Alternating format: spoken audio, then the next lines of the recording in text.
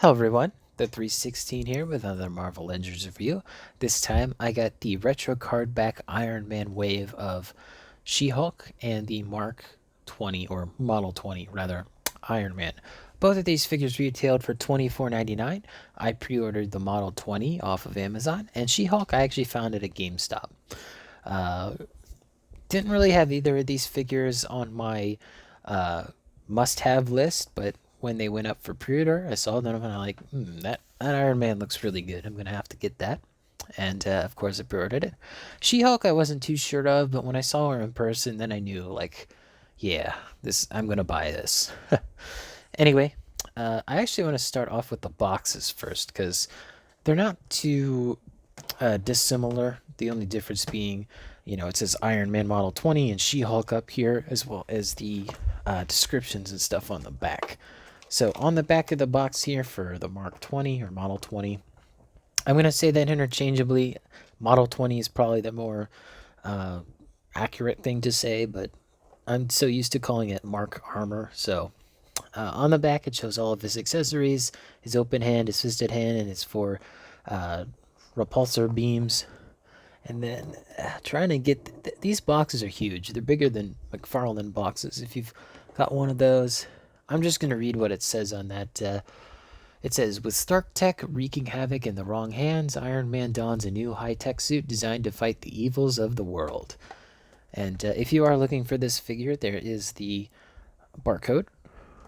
But other than that, it's supposed to be designed like the old Iron Man retro box art that you would see in the like late 90s, early 2000s. I don't know the exact time frame.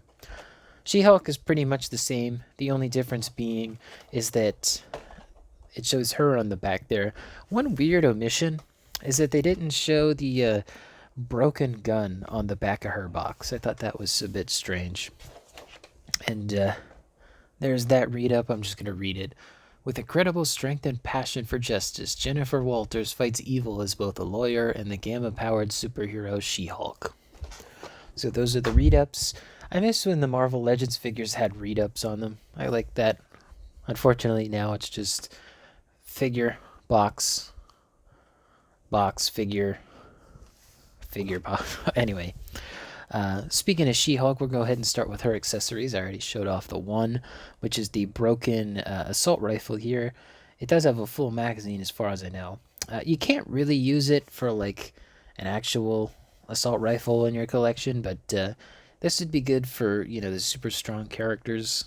Superman even, if you have some Superman action figures.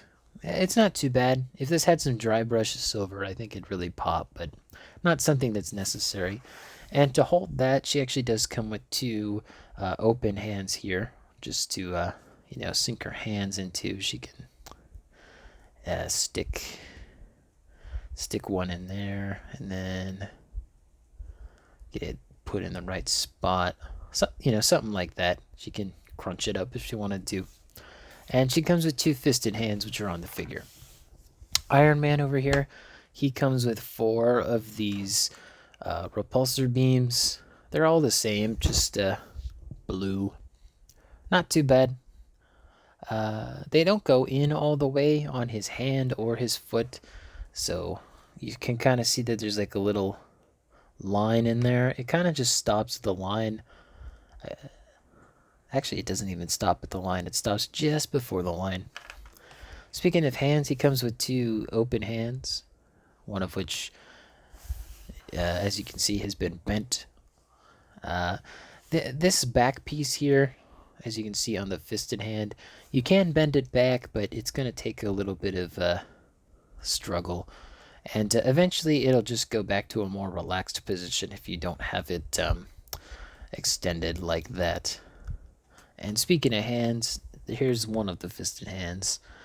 It's painted, well, not bad. Looks good. But now that I have them without their accessories, let's take a look at the actual figures. So, starting off with the Iron Man here, the Model 20. This is actually more based off the Model 24, apparently.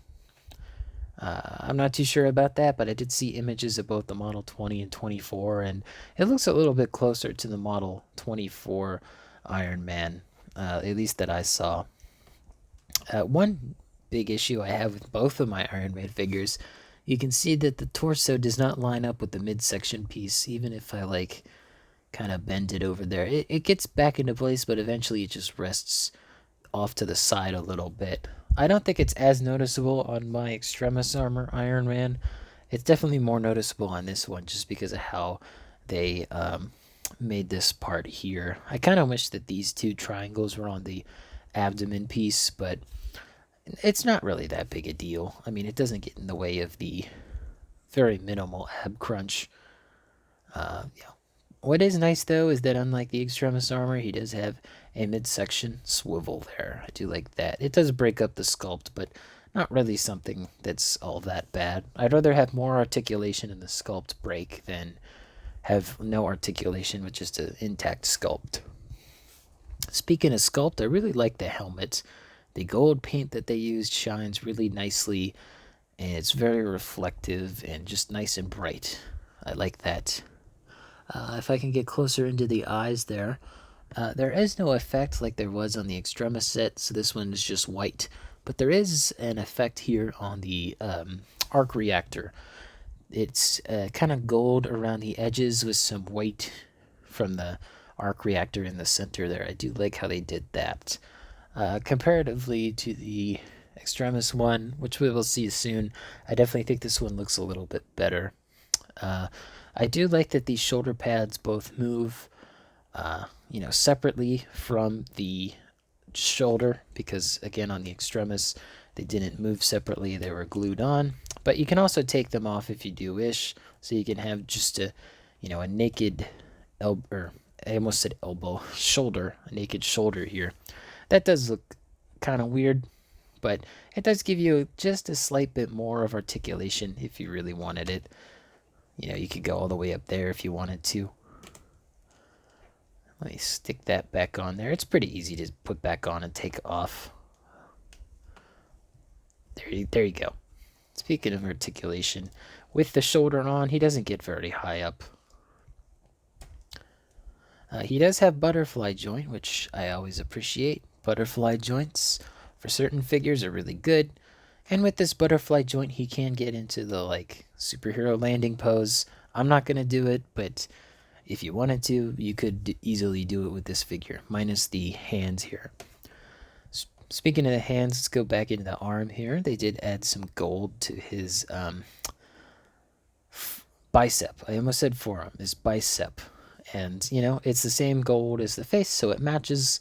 But this is molded gold here. It's kind of a creamy color, and I don't think it matches as well. This bottom piece here is the gold paint, but this midsection piece is molded in the gold, as well as the thighs here and the hips. It looks fine, but it doesn't match nearly as well as like the Extremis armor does. I know I keep comparing it to the Extremis without bringing it out, but anyway. Similar to Extremis, he does have these circular hip things, but these ones do not move. This is all part of the belt piece, which is a rubbery mold, but they don't get in the way. They're kind of just stagnant. Speaking of the hands, back to those, they didn't paint this. I don't know why they didn't. But let me take the hand off, because what's interesting is they actually made that two separate pieces. So you have a cover and you have, the forearm by itself. So I could see them reusing this forearm piece for something. I don't know what, but they could do it. And there it is with the hand back on. Looks kind of weird, especially with the other one on. So let's stick that piece back on. Goes in just fine. And then stick his hand back in there. Legs look good. I have no complaints about the legs. What I'm really impressed by, though, is that on his knee joint here, right behind the knee, they actually painted gold there. I'm not sure how they did that. I think that this might be a separate piece, or they painted it at a weird angle like this. It's really hard to tell. Well done though. For getting paint in there, I gotta, make notice of that. Now this figure is mostly pinless, except for his lower leg here. I don't know why that's pinned when everything else is pinless. Very strange choice. It doesn't break up the sculpt though, because you do have these two dots up here. So it's a bit strange of a choice, but I don't think it looks bad. And obviously you got this lower part down here, and he can't actually bend his foot forward. I do like that. That is a good choice there. My extremis Iron Man couldn't really do that. And let's see, can't really get anything back though. Extremis got a beat there, and he does have the pivot, and he also has an ankle swivel. It's not much, but it's good enough. And then let's take a look at the back of the figure. He does have those like two vertical fins. I'm not sure if that's for like aerodynamics or not, but I don't know. No ass at all. Actually, you know what? No, he's got a little bit of underbutt there, just on the bottom. Uh, yeah, good looking figure, good molds here. And then there's your legal stuff. Speaking of which, I'll stick one of these in here. Yeah, it doesn't go in all the way. It just goes in just before that little stopper is there. But you can have him doing his flying stuff. And speaking of articulation, I already showed off some of it. It has your standard fare. Can he kick his own ass? Can this guy? He cannot kick his own ass. It's not even close. What if I readjust? Yeah, no, he can't even kick it. He can't even kick his own ass. Damn you, Tony. Also, the arms don't sit straight. They sit straight here and then jut out. That is a choice. You can bend it. Ow. Oh, I just pinched myself. Oof. He cannot touch his shoulder. He gets kind of close. If you remove this forearm piece, he might get a little closer. Oh, I feel that pinch on my thumb. Wait, you can see it. It's like a little line. Yeah, there you go. See that little line? Oof. Be careful with your action figures. Anyway, this neck piece here is on a double dumbbell, I believe it is called. I don't know. But, he can look down very far. Very nice. That is very nice. It's actually hinged at the top. This is how I wish that they would do it. It's a ball joint at the bottom with a hinged ball joint up at the top, because you can get some really nice flight poses out of that. That is really nice. More of this, please. I like the details on this guy, but I've talked enough about him. Let's move on to She-Hulk. So She-Hulk here, she is tall. I'm going to go ahead and just bring in the ruler for comparison. So Tony here, Mark 20, Model 20, he's just over 6.5 inches, and She-Hulk here is almost 7.5 at the top of her hair. So just to give you an idea, she's very tall, like a whole inch taller pretty much. So She-Hulk here, that face sculpt is fantastic. And before I forget, just so you can see what she actually looks like, not against my green screen. Try to get this to stand up. Come on. Come on. There we go. So you can see the actual color green here. It's not very toothpastey. It looks a little bit bluer on my camera, but she definitely looks more lime green in person. One thing that the camera's not picking up too well is the difference of color between her elbows and her knees. You can kind of see it on the knees, that the knees are a little bit brighter than the rest of her body. Very difficult to tell on camera. Other people's reviews, you could easily tell. In person, I don't think it's as bad. I do notice it still, but again, I don't think it's as bad. So just something to note there. If you are buying this figure, that is something that can be an eyesore. You might have to try to paint it. Speaking of which, speaking of paint, there's not really a lot of paint on this figure. There is the green up here, the white around her hips, and her hair and head. This hair is done in a dark green color, and then it looks like it's like dry brushed with the brighter green color, and that just has a really nice effect, and it looks just like the comic book. I really like it in this section. It's kind of hard for the camera to pick it up. Let me increase the brightness just a little bit So you can see that nice texturing in there. It's just really well done. And speaking of which, that face is borderline perfect. I've not seen such a very well done face sculpt. There's so much life in it. The amount of like reflection or reflectiveness rather on the lips and the eyes is just, it's almost lifelike. It's kind of creepy, but in the best way possible. Just really well done on that face sculpt. I cannot praise that enough. So well done. But yeah, that's all the paint on this figure. These white bands here, those are actually molded onto the figure. I think it was this side that I can take off. So as you can see, this just comes off. So I'm assuming that they'll reuse this body mold at some point for other figures. I don't know who. I'm not too big. Oop, did I put that on upside down? Actually, I don't. That's weird. It doesn't want to go on properly. Huh. What the heck? That's weird. What the? What? Okay. For some reason, it just did not want to go on properly. I had to take a look at that for a second. Let's go ahead and get her out of this pose, and we can take a look at the figure herself. And she doesn't have a waist hinge.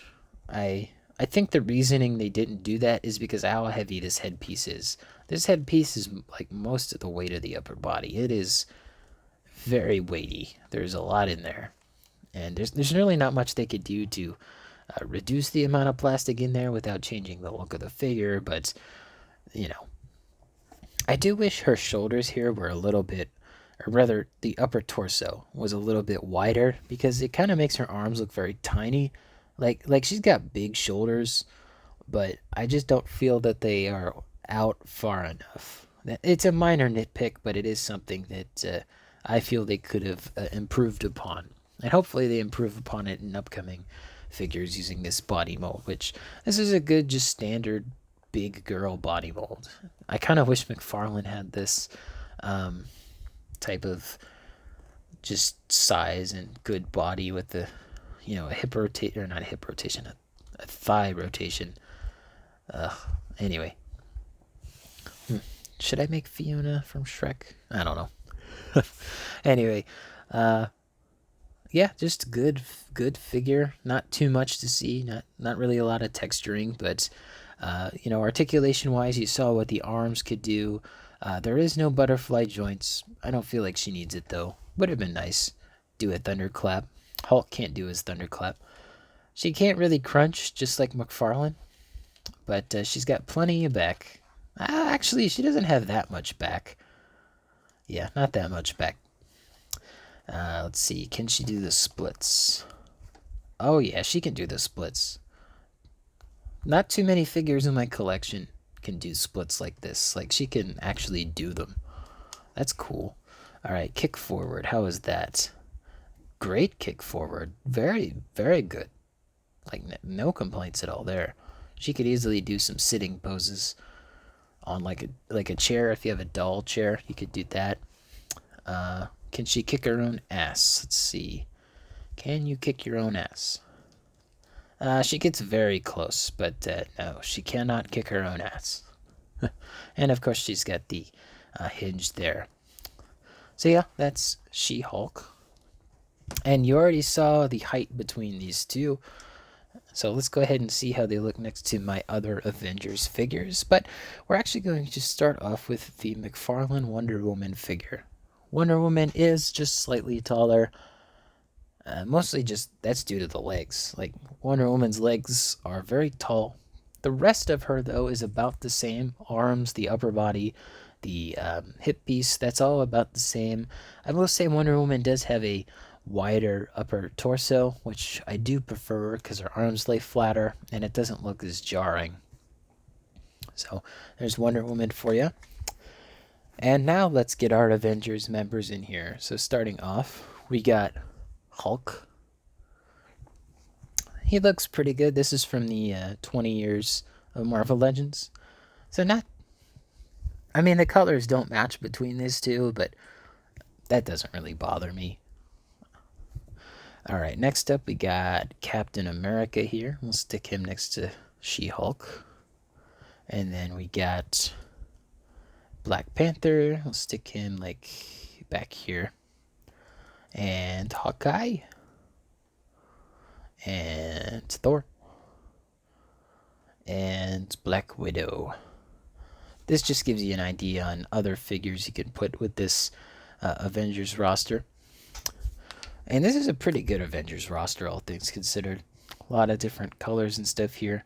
However, instead of this Iron Man for my Avengers, I used the Extremis armor. I just think that it fits in better with the rest of these figures. But you know, these two look very nice together. I still prefer Extremis's color scheme, but I really like the gold paint on this one. But yeah, you know, this guy is like candy red. This guy's like a more muted, nice, kind of like hot rod red, where it's not too bright, but it's bright enough. You know, just very good Iron Man figures we've been getting as of late. These ones have a lot of very similar design choices. You know, you really do feel like this one was the prototype and this one was the final draft. But, you know, this one actually came before this one in toy form. So, yeah, both of these really well done. If you add either of these to your collection, I don't think either one is bad. You could add either of these and it would be good. So, I hope you guys enjoyed that video. Let me know in the comments down below what you think of She-Hulk and Model 20 here. Personally, I think She-Hulk is in my top 10, if not top 5 of best action figures of 2024, at least that I own. I don't collect too many toy lines, just a few. Be sure to leave a like on the video, subscribe, and hit the bell. It all helps out the channel. And as always, peace.